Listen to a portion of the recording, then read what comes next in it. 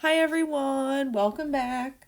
So we've got 2 more videos to watch before you have your next quiz.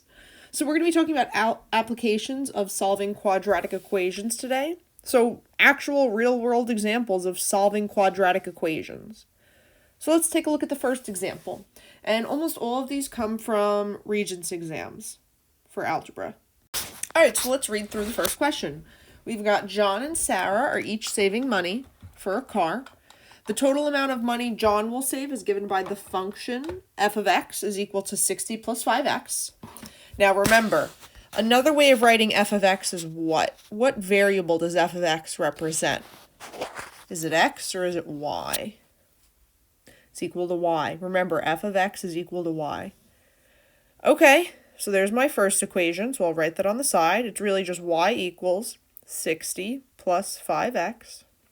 And we have the total amount of money that Sarah saved is given by this function, where we have g of x is equal to x squared plus 46. So again, another way of representing g of x, f of x, k of x, j of x, etc., they always equal y. That's our y variable. Okay, so I'm going to write that here. Y equals x squared plus 46. After how many weeks? X, so weeks is representing x, will they have the same amount of money saved? So we want their amount of money to be the same. When you see same, you should be thinking equals. Same equals. Okay, and we have to explain how we arrived at our answer.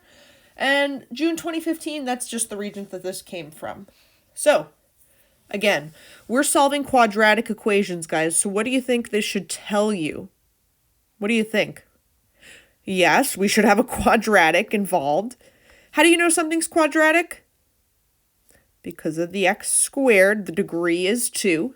So I'll write that again. The degree of a quadratic is 2. Okay. Well, both of these things are equal to y. Right? Both of these things are equal to y.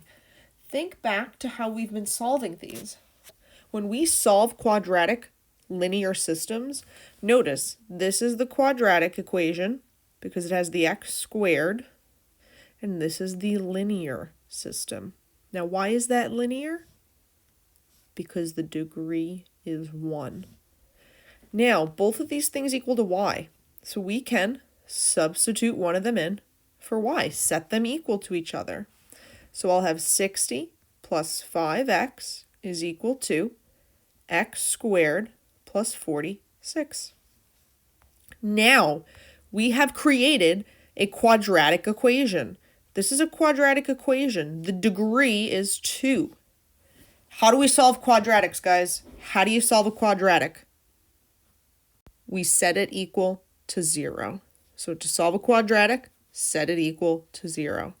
Okay, so first things first, we got to get this thing equal to 0. We're going to bring over the 5x first. Okay, now when I bring over the 5x, make sure you're not combining it with any of these other values here. These are not like terms, none of these. So it just gets left alone. All right, so now what we're looking at, again, these cancel. 60 equals x squared minus 5x plus 46. Okay, we're getting there. We're almost there. And now we just got to get this thing equal to 0. So let's subtract over 60 on both sides, combining like terms correctly. We'll have x squared minus 5x. 46 minus 60 is negative 14. And there you have it. Now you have a quadratic equation that we can solve for. So let's do it. We can either factor, quadratic formula, or complete the square. Now, I actually am going to factor just because we haven't done factoring in a while. So I'm going to clean up our equation here so that way just this is written, and then we're just going to solve by factoring. Okay, so just give me 1 second. All right, so let's solve this by factoring. Again, the way we factor, we got to multiply to the back, multiply to negative 14, and adds to the middle. And we want to add to negative 5. So we got to think, guys, what multiplies to negative 14 but adds to 5? Now, you better not be thinking plus plus or minus minus. Those should not be a combination. We should be looking for plus minus, because a positive times a positive is a positive, so that's out. A negative times a negative is a positive, so that's out. We want to get to a negative 14.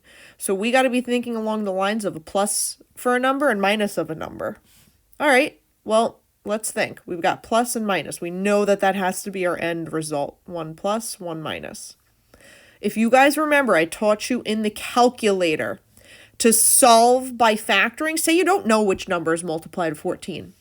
Type into y equals, so type into y1, negative 14 divided by x squared. And if you look at that table, you'll see some of the following numbers. You'll see 1, negative 14, you'll see 2 and negative 7, etc. It continues down. Okay? Which of these numbers that I've written so far are going to multiply to negative 14 but adds? We want to add to that negative 5. And the only one is 2, negative 7. So I have positive 2 and negative 7. So those are my numbers for the factors. So we have equal 0. We're double bubbling because that leading coefficient is 1. I've got x plus 2 and I've got x minus 7. To solve a quadratic, we got a t-chart.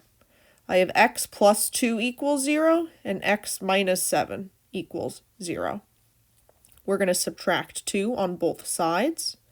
I have x equals negative 2. Add 7 to both sides, and I have x equals 7. Now, we need to go back and read the question. These are application problems, guys. We got to go back and read. Remember, it said x represented weeks. X represented weeks. Can I have negative 2 weeks as an answer and 7 weeks as an answer? Alarm should be going off in your head. This makes no sense. So we write reject. We reject this answer. It's still an answer, but we reject it after we factored because you can't have negative 2 weeks. So the answer to this question is after how many weeks? Well, after 7 weeks, they'll have the same amount of money. And how much money will they have after 7 weeks? I'm throwing in a supplemental question here, people. After 7 weeks, how much money will they have? Well, pick one of the equations. Let's pick this equation. If I plug in for x to be 7, I'll get my y value. So let's look. F of x equals 60 plus 5 times 7. I'll have f of x equals, and you guys just plug that into your calc. That's $95. So after 7 weeks, they will have $95. Right? Threw that in as an extra question. And there's our explanation. We showed all of our work. Okay? All right, let's keep going. All right, let's take a look at question number 2. So we have a landscaper is creating a rectangular flower bed. So already, I should probably start drawing a picture. Rectangular flower bed. So I've got a rectangle. Okay? The width is half of the length. So width is half the length. Okay. We have the area of the flower bed is 34 square feet. So area is 34 feet squared. Write and solve an equation. Equations have equal signs to determine the width of the flower bed. So find W. That's our goal. Find W. And we're going to round to the nearest tenth. Okay. All right, well, take a second, think about this. See if you can come up with any conclusions here. And maybe reread the problem over. So take a few seconds. Okay. We should write down. We know we're going to let L equal length. So let L equal length. And I'm going to let W equal width. Okay. All right, well, we know area. Area is equal to length times width. Area is equal to length times width. Okay. Well, let's go back and read. We know the area. They told us it. It's 34 square feet. So I'm going to write 34 for my area. And now, here's the probably more complicated piece that we may have had some trouble with. Width is half of the length. So the width is 1/2 of the length. So we can write W is equal to 1/2 L. Okay, so let's write this out. And I'm going to write this down here. We have area is equal to length times width. We know the area is 34. Length is L. We know W is 1/2 L. So I'm going to plug in for W to be 1/2 times L. Okay. Let's keep going. What's L times L?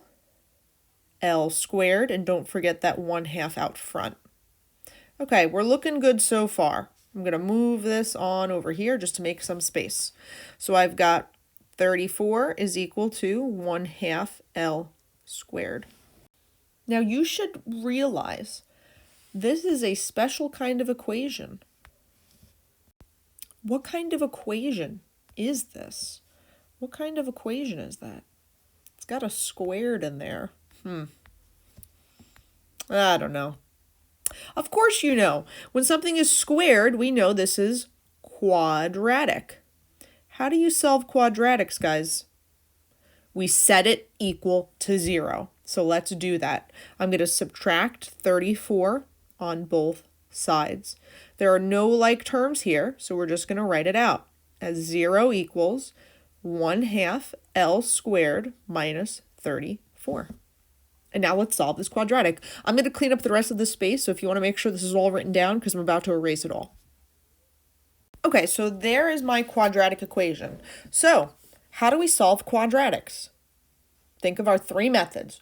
We've got quadratic formula, we've got factoring, and we have complete the square. Now, this is actually pretty important. Key word. When it says round to the nearest 1/10 of a foot, do you think that's going to factor nice? Whenever we've dealt with factoring, have we ever had anything but integer values, such as 1, 4, 2, 5, etc.? Did I ever have a number like 1/10 as a factor? No. Whenever we factored, they've always been nice numbers, such as the example I'm writing right now. So when you see a question that pertains to a quadratic, you should be using the quadratic formula always. That's our new rule of thumb.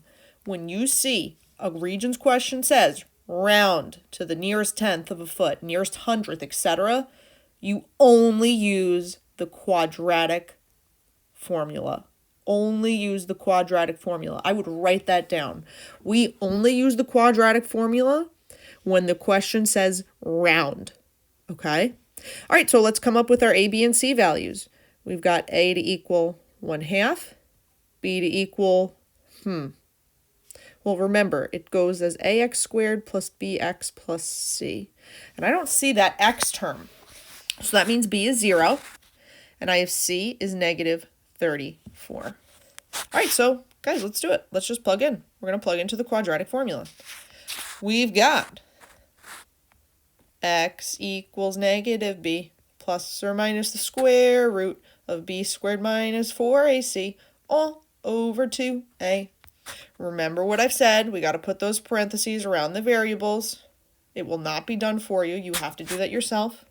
And let's plug in. I have x equals negative 0 plus or minus the square root of 0 squared minus 4 times 1/2 times negative 34 all over 2 times 1/2. Guys, you have a calculator. Use that alpha y equals enter button, okay, to get those fractions to turn into nice whole numbers. Use the alpha y equals enter button. All right, well, let's see what we end up getting. Again, remember, only what's underneath the radical goes in the calculator, not the actual radical. Well, negative 0 is just 0 plus or minus the square root of, what do you guys get? Should end up getting 68 under the radical. Okay, and that's all over. 2 times a half is just 1. So let's write out what we've got. Is the square root of 68, is that a perfect square? No, it is not. You can't just take the square root of that and get a nice whole number. That's why we are using the quadratic formula, because the question says round. We're going to round our answer in the very end, okay? All right, so let's keep going. We always got to split out our answers. So I'll have x equals 0 plus the square root of 68 over 1, and x equals 0 minus the square root of 68 over 1. When I type that into the calculator, the square root of 68 is, and I'm going to write out all the decimals because you don't round until the very end. We end up getting 8.24621 ... So that's one of the values for x. Okay. And now my other value, we have negative square root of 68. Well, now that's just going to be the negation. Negative 8.24621 ... Now, I follow the standard quadratic formula where we have x equals, because that's usually the variable that's being used. However, what's the variable I'm using in my equation here? It's L. So I'm actually going to go ahead and change all of these x's to L's. All of them should really be L's because we are solving for a length. But the question says find the width. So let's do one thing at a time. Let's just get that length. So the length is going to equal 8.24621 blah, blah, blah, and then negative 8.24621 blah, blah, blah. We reject the negative answer. You can't have a negative length. And this is the value for L we're looking at. Now, if you remember, what we wrote before was the following. We said width was equal to 1/2 times the length. Again, I'll write that down. We had said earlier, width is equal to 1/2 times the length. Well, I know the length, so I'm just going to plug in. The width is equal to 1/2 times 8.24621 ... You end up getting, it is 4.123105 ... Again, round to the nearest tenth.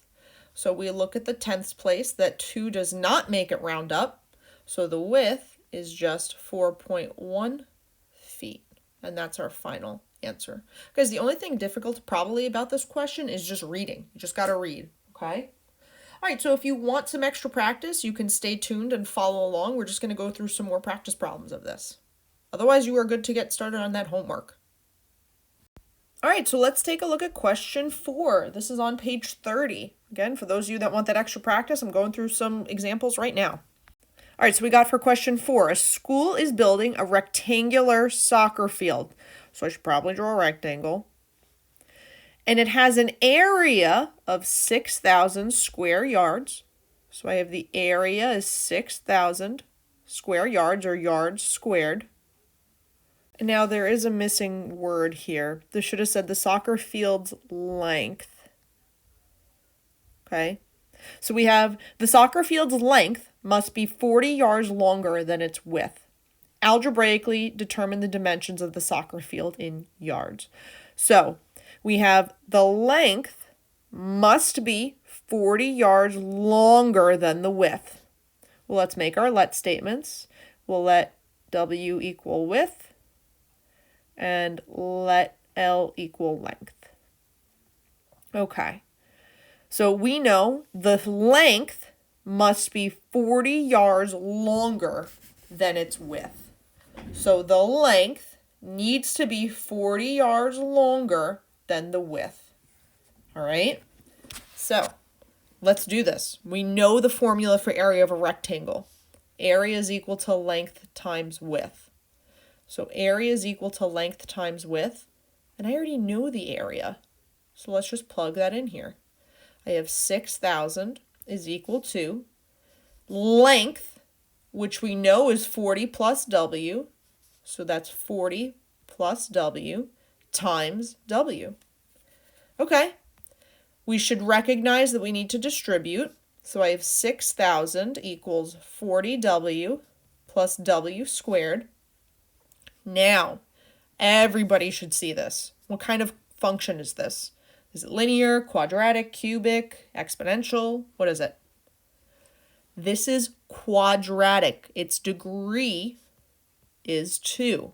So this is a quadratic. How do you solve quadratics, guys? Good. We set it equal to 0. So I'm going to subtract that 6,000 on both sides. There are no like terms here. None. So we're going to write 0 equals. I have negative 6,000 plus 40W plus W squared. Now, this is awesome. I've got it set equal to 0. I can now solve my quadratic. I don't like the order, though, that it's written in. Can anyone think of what I should do? Very good. We need to get this into standard form. So let's do it. And let me erase what I have on this page right now, so that way we can clean this up. So make sure you write this all down, because I'm going to erase it all. All right, so let's rewrite this in standard form. Remember, it needs to look like ax squared plus bx plus c equals 0. All right, so let's do it. This w should be coming out front, this w squared. So I have 0 equals w squared plus 40w, and bring that negative 6,000 out to the right. So there you have it. You've got your a value, your b value, and your c value. Okay? All right, so we've got options here. We can either solve by factoring, quadratic formula, or complete the square. Again, I want to give us some more practice with factoring, so I'm actually going to factor this out. So we should recognize first and foremost, this is a trinomial. We can factor because it's set equal to 0. The leading coefficient is 1, so I'm going to double bubble. Now be careful here. We're not putting x's out front. We should be putting what out front? Very good. W, because that's the variable we're using. Regions will take off if you use the wrong variable. All right, so I've got w's out front. Now we got to think, what's going to multiply to negative 6,000 but adds to 40? Remember the calculator trick, guys. We want to multiply to negative 6,000 but add to 40. So the calculator trick I taught you guys is type into y1 that negative 6,000 divided by x squared and look at the table. Now, remember, we want to multiply to a negative value. So should I have two positive numbers, two negative numbers, or a positive and a negative? Because I want to end up with a negative answer. Good. We should be looking at a positive and a negative. So I know one's going to get a plus, the other one's going to get a minus. So again, guys, do that real quick. Check that table. When you go into y equals, type in negative 6,000, divide by x squared, and tell me what works. All right, so you have your options here of either 100 and negative 60, or you see negative 100 and positive 60. Which of these numbers is going to add, which set of numbers is going to add to positive 40? Let's see, which one? Well, 100 minus 60, there you go. That's it. This is it. This is not our answer here. So it's 100 and negative 60. So I have plus 100 minus 60. Set that thing equal to 0, guys. And now we have to t-chart. I have w plus 100 is equal to 0. W minus 60 equals 0. And now just solve for w. Okay. W equals negative 100. Add the 60 on both sides. W equals 60. Now remember, context, people, context. Can I have negative 100 to represent the width of something? Can I just say this is negative 100 yards? No. So we reject. Write the reject. Don't erase your answer, just give it an X through it and write reject. So the answer here for our width is 60.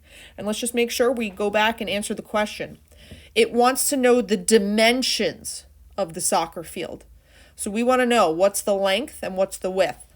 Well, we already know the width is 60 yards. And then the length is 40 more than the width.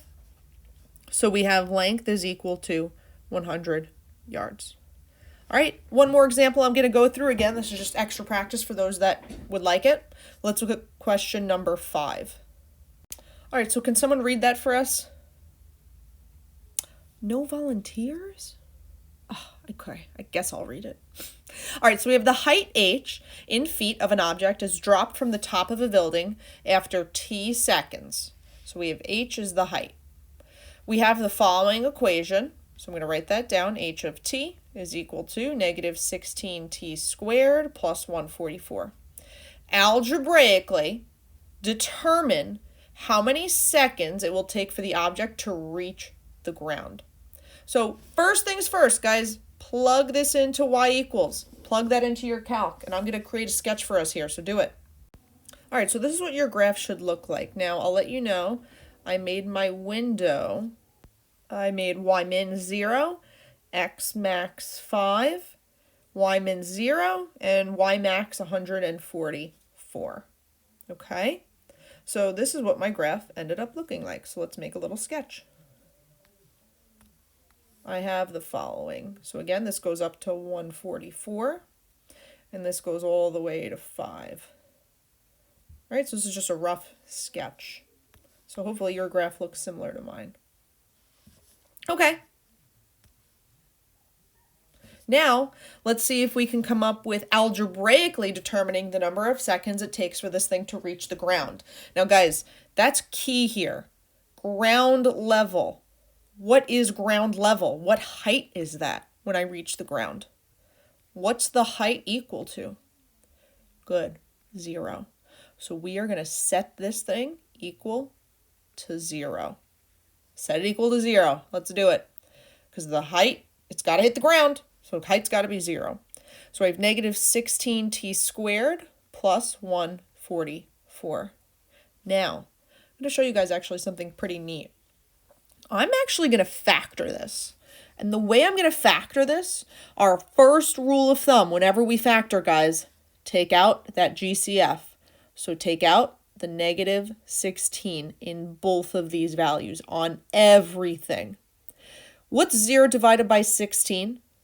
That's just 0. What's negative 16 divided by negative 16? That's just 1. Leave the t squared.